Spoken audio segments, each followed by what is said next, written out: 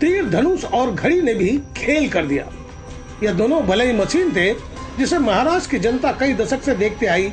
सोचा था दोनों को चुराकर वैतरणी पार कर जाएगी, पर यह जो निशाना चुराए थे उन्हें सपने में भी गुमान नहीं था कि मशीन यानी कि घड़ी और तीर धनुष भी राजनीति के भीष्म पितामह शरद पवार के इशारों पर काम करती है। वह निशाना चुनाकर भाग तो गए, पर तब से धनुष बाण और घड़ी निष्क्रिय हो गए। सोचे थे तीर धनुष और घड़ी कमाल कर जाएगा, 48 सीट जीतकर आका यानी कि साहब की आंख का तारा बन जाएंगे, पर अब कांटा बन गए। एक तो त्याग पत्र लेकर दिल्ली चल निकले और दूसरी घड़ी चली नहीं, वही तीसरे कि बामुश्किल खींच तान कर कुछ सीट मिली, पर अब जो जीते हैं उन्हें पछतावा इस बात का हो रहा है कि असली शिवसेना और नकली शिवसेना कौन है। इस बात को याद कर उनका सीना बैठा जा रहा है और वह चाह रहे हैं कि जो तीर कमान का तीर पीछे घुस गया उसे निकाल कर उनके सही मालिक को सौंप कर पश्चाताप कर ले और नकली से असली शिवसेना बन जाए। यह सुन मोदी और शाह का माथा जरूर ठनका होगा, पर करे तो क्या, कर्म हिसाब जरूर लेता है। उनका गुरूर जितना था वह टूट चुका है। जनता ने भी यह समझा दिया कि अब की बार 400 पार नहीं बल्कि जनता के नौकर हो। यह बात सुन लो यार, नहीं तो गद्दी छोड़ो और हो जाओ बेकार। झोला लो और चलते बनो यार, तुम किसी काम के नहीं, अब हो गए हो बेकार। जनता यही कह रही है, पर शाह और मोदी गद्दी से चिपक कर रहना चाहते हैं। अब उनके मुंह से यह नहीं निकलता कि मोदी सरकार, अब उनके मुंह से यह निकल रहा है एनडीए सरकार। अब वो यह बात नहीं कहते कि जो राम को लाए थे बच्चे का उंगली पकड़कर जगत पिता को बच्चा बनाकर बाप बनना भारी पड़ गया, जिसे हिंदुओं ने भी नकार दिया। साहब खुद को अवतारी पुरुष घोषित करना चाहते थे और गोदी मीडिया झूठा पतल चाट कर जनता को गुमराह करने का खूब कोशिश भी की है। पर कहते हैं ना कि हर शेर पर कुदरत ने सवा शेर बनाए हैं। एक यूट्यूबर ने 10 साल की मेहनत पर पानी फेर दिया। जी हाँ, वह है यूट्यूबर ध्रुव राठी। वहीं शाह और मोदी की हालत बेहद खस्ता हो गई, क्योंकि उन्हें दो नहीं कई वैसाखी के सहारे चलना है। जो कहते थे चुनाव के बाद युवराज घूमने विदेश निकल जाएंगे, वक्त का तगाजा देखिए, उन्हें झोला लेकर जाने वाले हालात से 2-4 होना पड़ रहा है।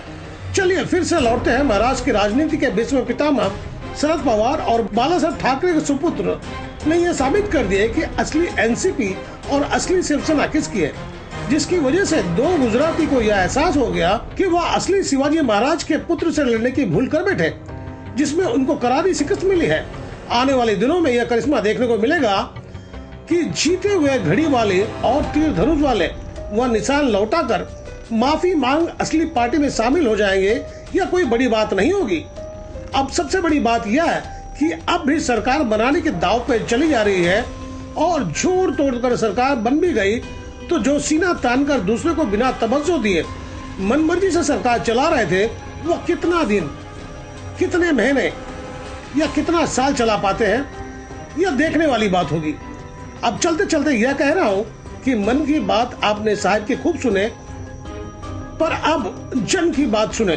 सुनिए इसी विषय पर सुप्रिया सिन्हा ने क्या कहा। 18वीं लोकसभा के नतीजे आए करीब 24 घंटे हो गए हैं और जरूरी है कि कुछ आकलन कर लिया जाए।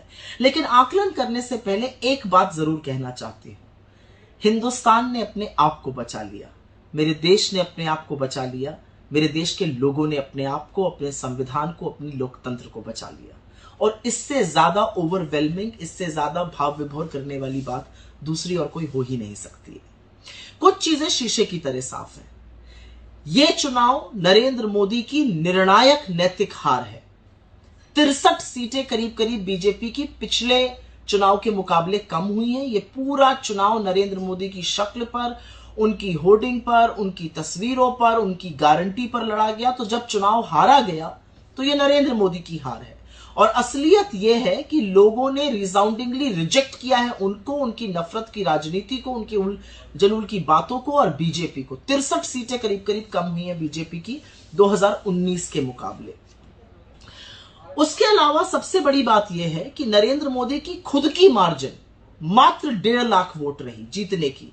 जबरदस्त चुनाव लड़ा अजय राय जी ने, कांग्रेस के अध्यक्ष बनारस में, उत्तर प्रदेश के अध्यक्ष हैं। और यही नहीं, आसपास की सीटें, चंदौली हुआ, जौनपुर हुआ, ये सारी सीटें बीजेपी हारी तो बनारस का बहुत कुप्रभाव भी आसपास पड़ा बीजेपी के लिए। इससे ज्यादा वोट से तो किशोरीलाल शर्मा जी ने स्मृति ईरानी को हरा दिया, करीब 1,64,000 से।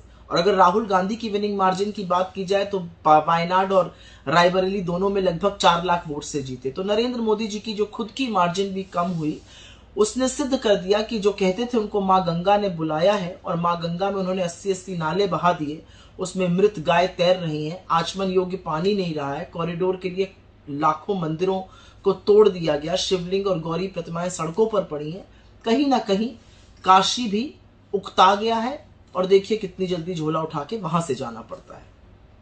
इस चुनाव ने एक बात और सिद्ध करी कि लोगों को कोई मतलब नहीं है कि आप मुजरा, मंगलसूत्र, भैंस, टोटी, इस तरह की उलझलूल बातें करिए, आप अपने आप को परमात्मा का दूत बता दीजिए। लोगों ने ये चुनाव मुद्दों पर लड़ा है, और असलियत यह है कि राहुल गांधी ने जो बीड़ा उठाया था इस संविधान को बचाने का, हमारे सबसे पवित्र ग्रंथ को बचाने का, इस देश की आत्मा को बचाने का, उसमें उन्होंने वादा किया था, वो सफल हुए हैं। और ये बीड़ा उन्होंने भारत जोड़ो यात्रा से लेकर भारत जोड़ो न्याय यात्रा तक उठाए रखा।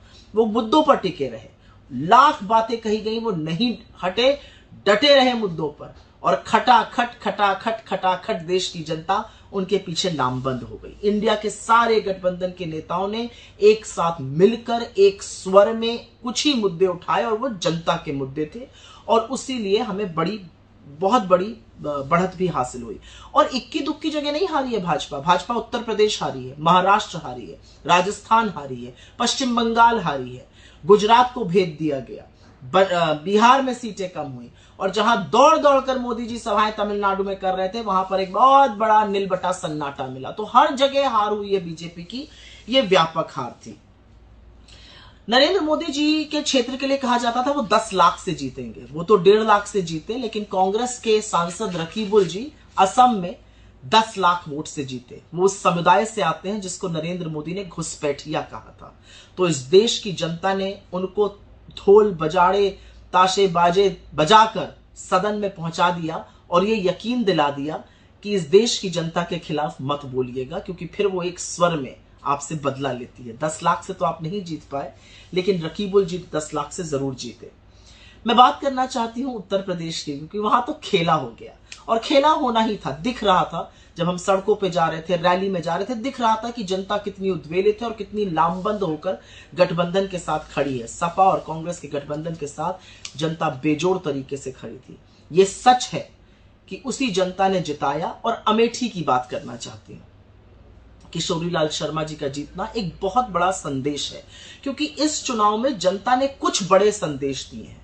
उसमें से एक बड़ा संदेश है, आप लखीमपुर किसान नरसंहार के मुख्य अभियुक्त को अपना मंत्री बनाए रखिएगा, कोई बात नहीं। इनफैक्ट उनके पिता को अपना मंत्री बनाए रखिएगा, कोई बात नहीं। ये जनता किसानों की मौत का और उनकी शहादत का बदला लेगी। अजय मिश्र टेनी को लखीमपुर से हराकर जनता ने इस बात का बदला लिया।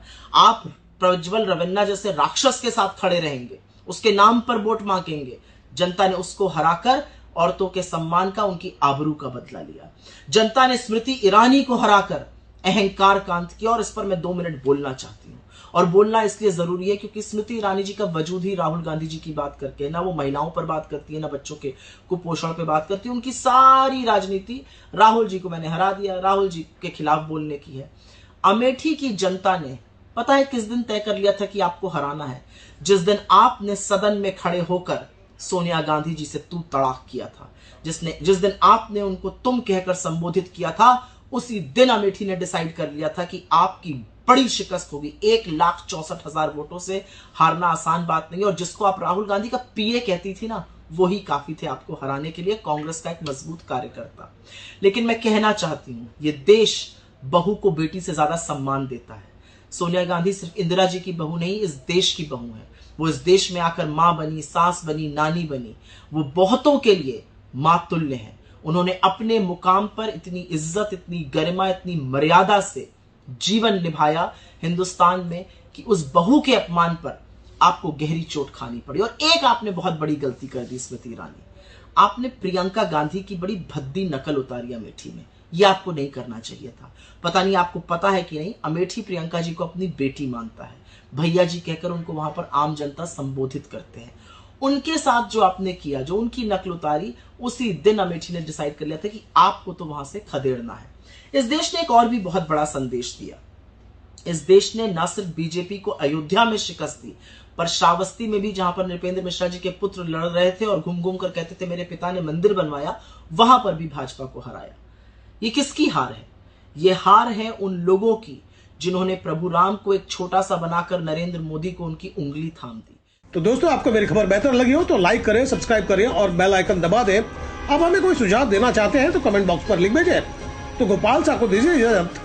हम जल्द दूसरी खबर के साथ हाजिर होंगे।